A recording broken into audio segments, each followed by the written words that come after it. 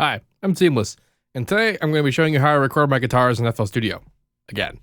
I love how out of sync my video is with like the sounds, or it looks like my hands aren't really doing what I'm doing, but that's okay. That's a problem I've dealt with for a long time, and I'm assuming people are over it.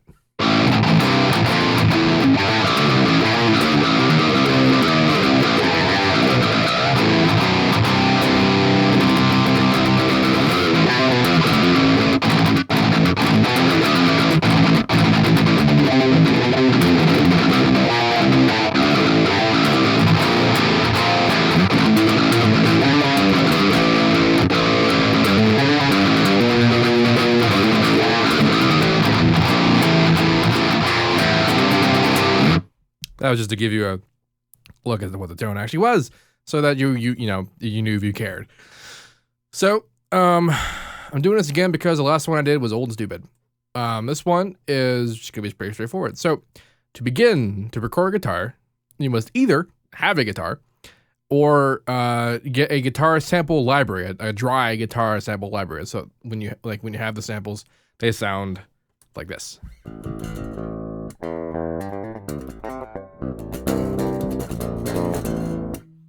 With that sample library, like for example, Shreddage 2 by Impact Soundworks.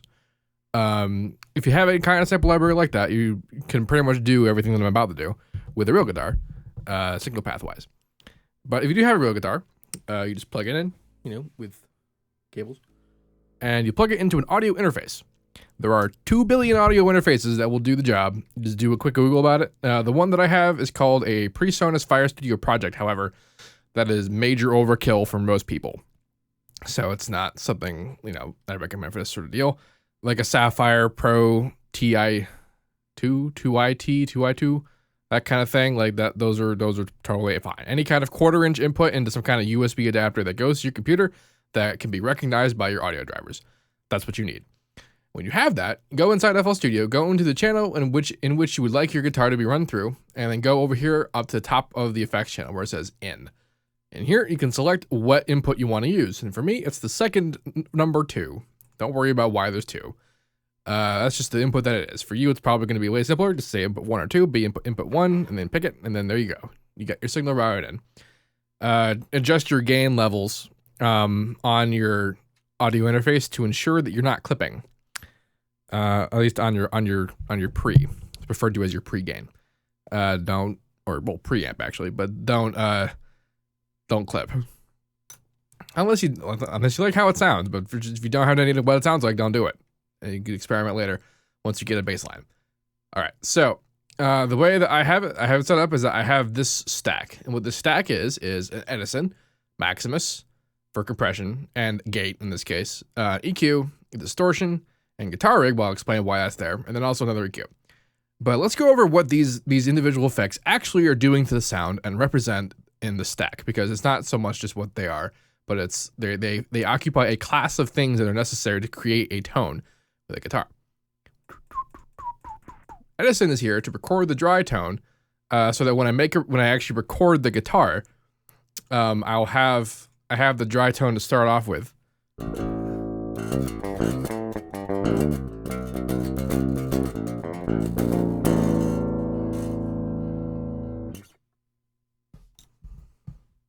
Like so.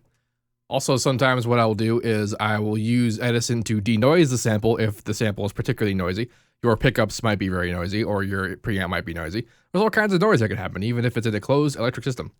Actually, probably, especially if it's in a closed electric system. Like if you have that kind of like characteristic guitar humming, buzzing thing going on, there's a number of ways to deal with that. But the way that I like to do it is just to denoise it in Edison. To do that, you select an area that's just noise, especially if you're in spectrum view, which is what I am right now. You can see very clearly what the noise is. And if you do that, you can right click it, and then you have a selection of it, and then you right click this guy, the little toothbrush, and it'll get a noise profile. Now that we have the profile, we can apply it to the entire section. This is the denoiser. There's actually a FL Guru tutorial about how to use the denoiser. It's pretty straightforward, really. So I just hit accept, and now it's denoised. I just demonstrated, my signal wasn't really that noisy to begin with, but I demonstrated that just to show you what it would be like if yours is, because sometimes mine is, depending on the guitar I'm using.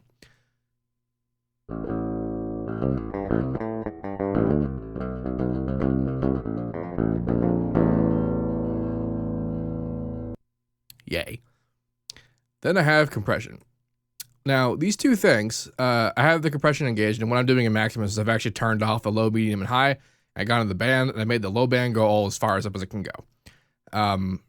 Just so that the cuts don't interfere with the different bands, because the cuts in between low, mid, and high actually do kind of shape the audio a little bit, and I don't want it to really do that, because I just want to have big old single band compression on the thing. And you kind of really can't see it, but if you look very closely, there's actually another dot down there. And what I've done is I just made another dot, and I hold Alt, and I move it down, and I look it up the upper left up there, and if you move it up there, it'll give you like how far down it is. And you can go, the actual thing I have there, if I actually grab it, bring it all the way down, it can go to -infinity, where it's not going to affect the audio at all. Or if you bring it down just slightly, you get to, well, -44 dB is what I actually wanted, but there's 182, -182 in there as well. That's sort of too low. It doesn't really do the job. And the job is to be a noise gate. That's what cuts off the audio when it gets to be too quiet. There's a number of ways you can do noise gating, or you might even want to do noise gating if you don't really care. Especially if you're doing audio recorder, you could just gate it yourself by just cutting up the audio past where you don't want it to happen. But just because I like having it on, I felt like doing it. It's not totally necessary. The compression curve that I created is also sort of just a kind of a by ear deal. Like I just kind of wanted it because I like how it felt. It's not super necessary. But basically what I'm saying is that the EQ and the EQ here and the compressor, I set by ear with the distortion on, so that I know how it's shaping the sound, especially the EQ, because the distortion, like your pickups might not sound the greatest. I mean, the pickups I'm using are like considered bottom of the barrel, super trash, like stock EMG HT 7-string pickups. They're like almost the worst you can have. And but I can still get a usable sound out of them because I'm shaping the sound before it goes into compression or distortion, which is what this EQ is for. So let's actually take off the compression and the EQ and go talk about the distortion.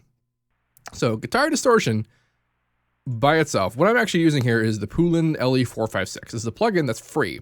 You Google this, go find the guy's blog, and download the pack that has a whole bunch of other stuff in there as well, including one called Le Cab, which is a guitar cabinet impulse response file loader. We'll talk about that in a second, but for now, just focus on distortion. The reason why I bring up the cab distortion, the cab business, Le Cab, is because this is what distortion sounds like without any kind of cabinet emulation or simulation.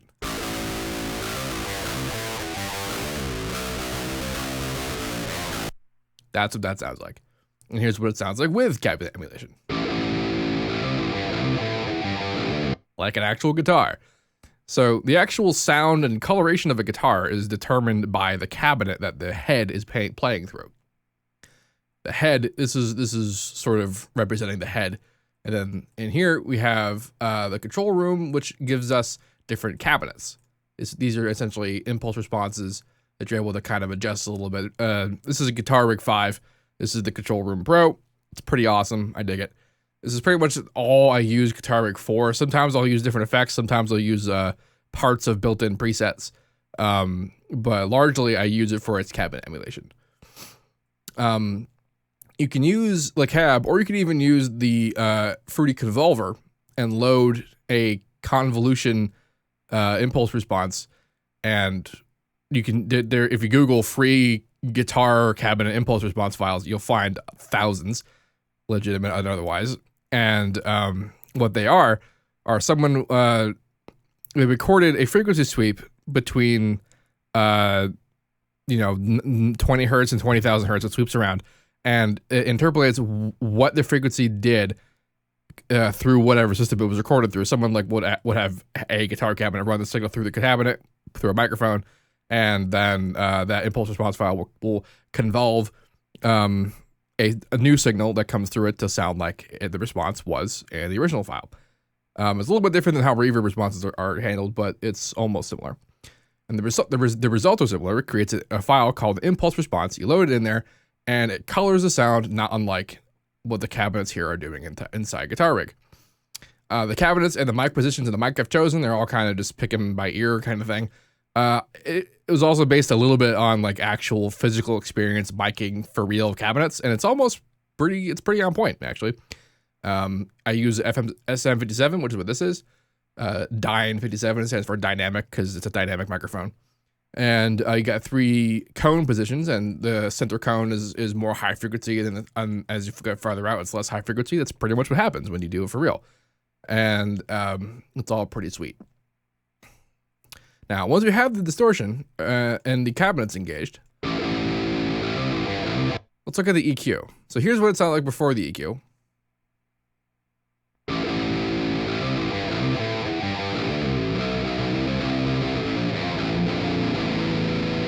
Here's what it sounded like with the EQ.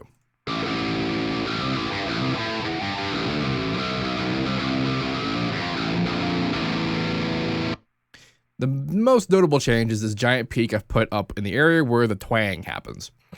The twang is pretty easily seen in the spectrum. It's pretty obvious when it happens. And the other changes in the sound are pretty subtle. But what the point of having EQ before distortion is to kind of alter the character of your pickups. Because up at this point, you're still pretty much just the regular pickup signal into the distortion.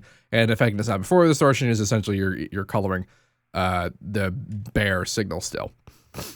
And then I put compression in there. And this sort of compression for guitars is mostly to even out pick attack or to increase sustain, which in this case it does both.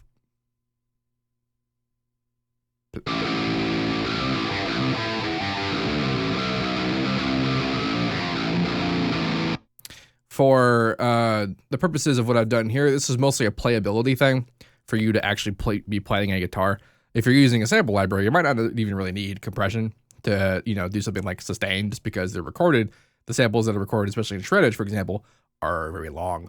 So you can just have them playing as long as you want. So it's not entirely necessary to, have compression if you're not like playing a guitar. But this is really just all suggestions. And then I have an EQ at the end to do final colorization and also kind of to even out the low end.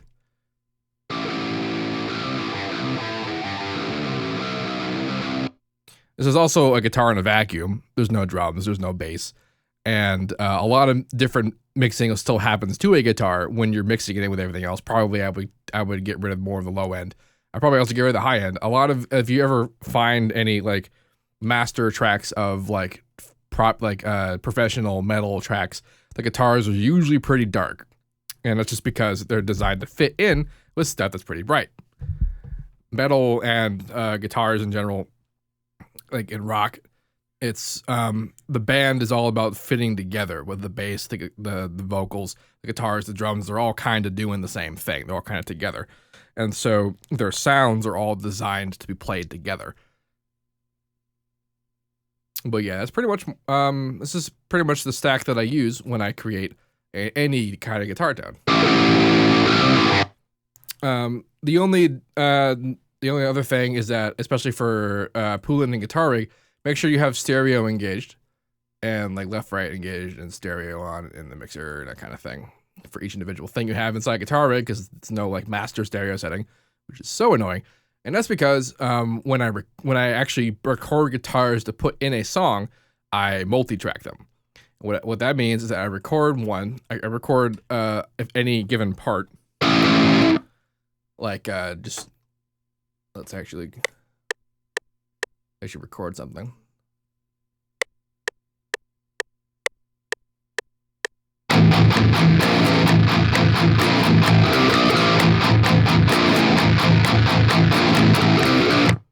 I can't even hear the metronome.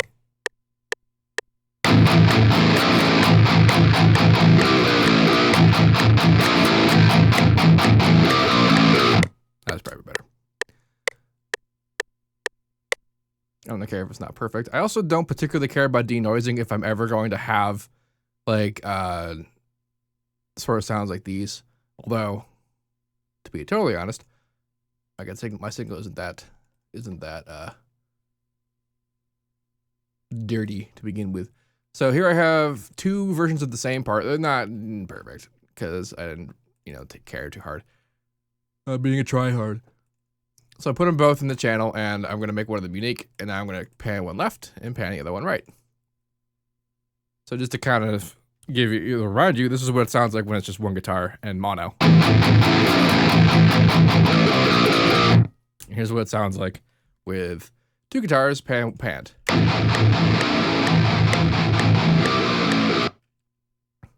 Serious differences, serious. And that's how you get stereo width in any kind of like metal activity. And then of course you can cheat and just be like, oh look, I'm in time, yay.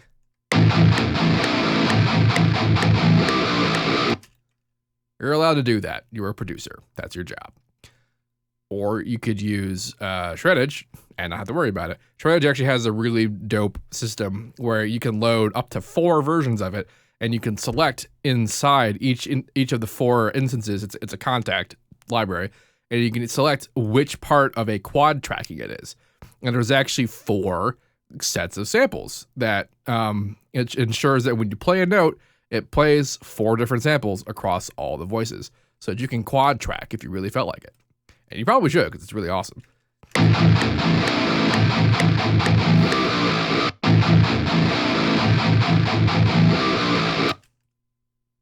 And then you put bass beneath that, you put drums around it, maybe a guy yelling really loudly over it, and you've got metal. That's pretty dope.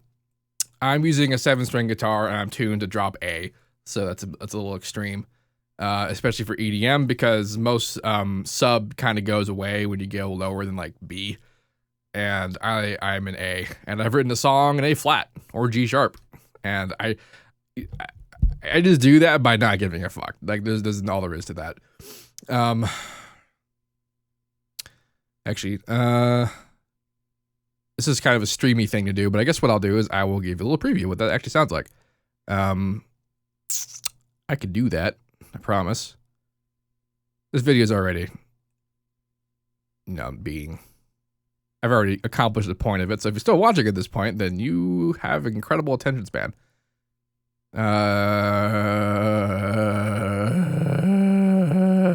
Where the hell's the EP folder? Here it is. And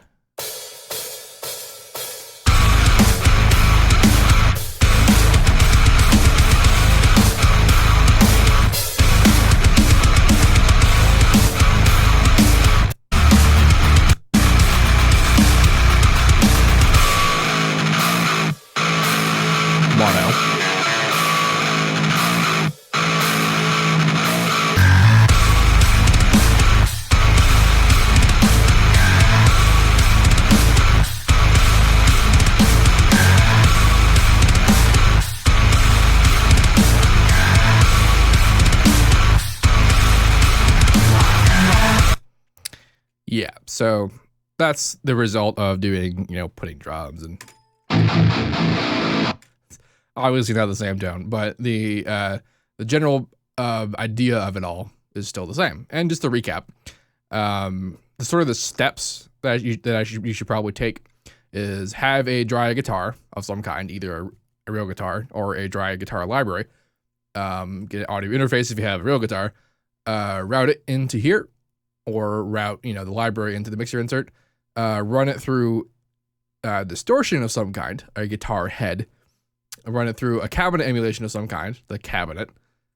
Then put EQ before the distortion to kind of shape the character of the tone.